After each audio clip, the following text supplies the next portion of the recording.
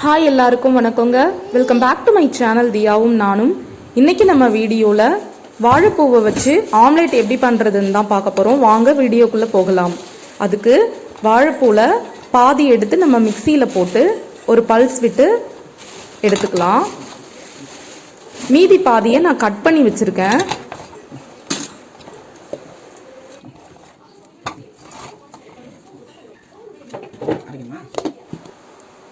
பாருங்கள், ரெண்டு பல்ஸ் விட்டு எடுத்தேன். இந்த மாதிரி நமக்கு பொடி பொடியாக ஆயிடுச்சு.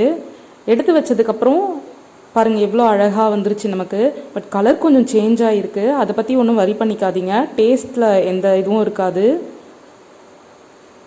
இந்த மாதிரியும் பண்ணலாம். அப்படி இந்த மாதிரி உங்களுக்கு பிடிக்கல அப்படின்னா நீங்கள் வந்துட்டு பொடி பொடியாக கட் பண்ணி கூட வச்சுக்கலாம். அதனால தான் நான் ரெண்டு பாதி கட் பண்ணியிருக்கேன், பாதி பல்ஸில் விட்டு எடுத்துருக்கேன். உங்களுக்கு எது பிடிச்சிருக்கோ அந்த மாதிரி நீங்கள் பண்ணிக்கோங்க. ரெண்டுமே நல்லா தான் இருக்கும். பெரிய சைஸ் வெங்காயம் ஒன்று நல்லா பொடியாக கட் பண்ணி வச்சுருக்கேன். ஒரு பச்சை மிளகா அதையும் நல்லா பொடியாக கட் பண்ணி வச்சுருக்கேன். கருவேப்பிலை, கொத்தமல்லி, இது எல்லாத்தையும் இப்போ நம்ம கொஞ்சம் வதக்கிக்கலாம். ஏன்னா வந்துட்டு அப்படியே போட்டோம்னாக்கா வாழைப்பூ வந்து சரியாக வேகாமல் போயிடும். அதனால் ஒரு வதக்கிட்டு அதுக்கப்புறமா நம்ம முட்டையில் போட்டு ஆம்லேட் செய்யலாம். ஸ்டவ் பற்ற வச்சு கடாய் வச்சு 2 ஸ்பூன் எண்ணெய் ஊற்றிக்கோங்க. எண்ணெய் நல்லா காஞ்சதுக்கப்புறமா வெங்காயம் போட்டுக்கலாம்.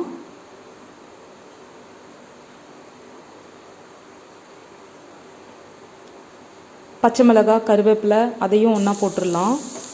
போட்டு ஒரு வதக்கிக்கலாம். இப்போ இது கூடவே நம்ம வாழைப்பூ கட் பண்ணி வச்சது ப்ளஸ் கிரைண்ட் பண்ணி வச்சுருக்கோம்ல, அது ரெண்டுத்தையும் ஆட் பண்ணி திருப்பியும் நல்லா வதக்கிக்கலாம்.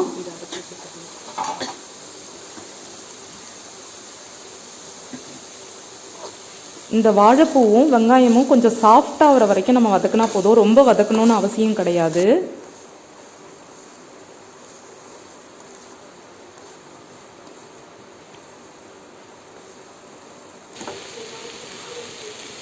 நல்லா சாஃப்டாகிடுச்சு. இப்போ 3 முட்டையை நம்ம கிண்ணத்தில் உடச்சி ஊற்றிக்கலாம். முட்டை வந்து போடுறது உங்களோட விருப்பம்தான். நீங்கள் 4 போடுறது 5 போடுறதுன்னு எக்ஸ்ட்ரா கூட போட்டுக்கலாம். 1.5 ஸ்பூன் அளவுக்கு உப்பு போட்டுக்கிறேன். ஒரு 1/2 ஸ்பூன் அளவுக்கு மஞ்சத்தூள் போட்டுக்கிறேன். நல்லா கலக்கிட்டு 1 ஸ்பூன் அளவுக்கு பெப்பர் பவுடர் போட்டுக்கிறேன். இப்போ உங்களுக்கு பெப்பர் பவுடர் பிடிக்கலன்னா நீங்கள் மிளகாத்தூள் கூட போட்டுக்கலாம்.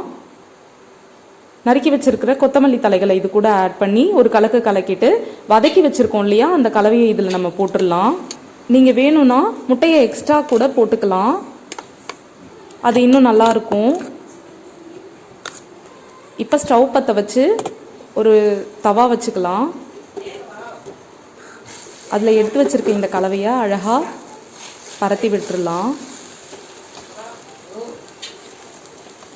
ஸ்டவ் வந்துட்டு கொஞ்சம் மீடியம் ஃப்ளேம்லேயே இருக்கட்டும். ஏன்னா நல்லா வேகணும் இல்லையா. ஆம்லேட் மாதிரியே தாங்க இதுக்கு மேலே ப்ராசஸ் எல்லாமே. எண்ணெய் ஊற்றிக்கலாம் சுற்றி.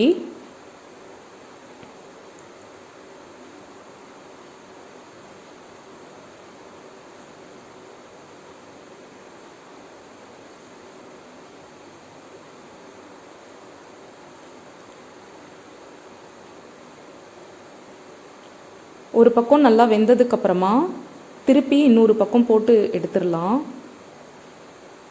இப்போ மேலே வந்துட்டு நான் மிளகுத்தூள் வந்து போட்டு விடுறேன்.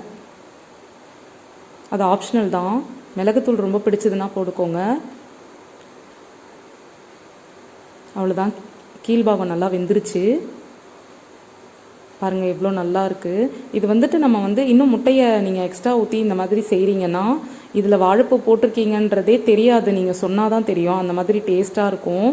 இப்போ குழந்தைங்க, நம்ம வீட்டில் இருக்க ஆண்கள்லாம் கூட வாழைப்பூனா சாப்பிட மாட்டாங்க. நான்வெஜ் விரும்பி சாப்பிட்ற அளவுக்கு இந்த மாதிரி வாழைப்பூ, வாழைத்தண்டு அந்த மாதிரிலாம் சாப்பிட மாட்டாங்க. ஸோ அந்த மாதிரி டைமில் நீங்கள் இந்த மாதிரி ஆம்லேட் மாதிரி போட்டு கொடுக்கலாம். ஏன்னா முட்டை வந்து எல்லாருக்குமே பிடிக்கும், குழந்தையிலேருந்து எல்லாருக்குமே பிடிக்கும். ஸோ அது கூட நம்ம இப்படி சேர்த்து செஞ்சு கொடுக்கும்போது அது ரொம்பவே அவங்களுக்கு பிடிச்சி சாப்பிடுவாங்க, விரும்பி சாப்பிடுவாங்க. அவ்வளோதாங்க. ரொம்பவே டேஸ்டியாக, ரொம்பவே சிம்பிளாக நம்ம ஒரு வாழைப்பூ ஆம்லேட் ரெடி பண்ணிட்டோம். உங்களுக்கு இந்த வீடியோ பிடிச்சிருந்ததுன்னா லைக் பண்ணுங்கள், ஷேர் பண்ணுங்கள், மறக்காமல் நம்ம சேனலுக்கு சப்ஸ்கிரைப் பண்ணுங்கள். நன்றி, வணக்கம்.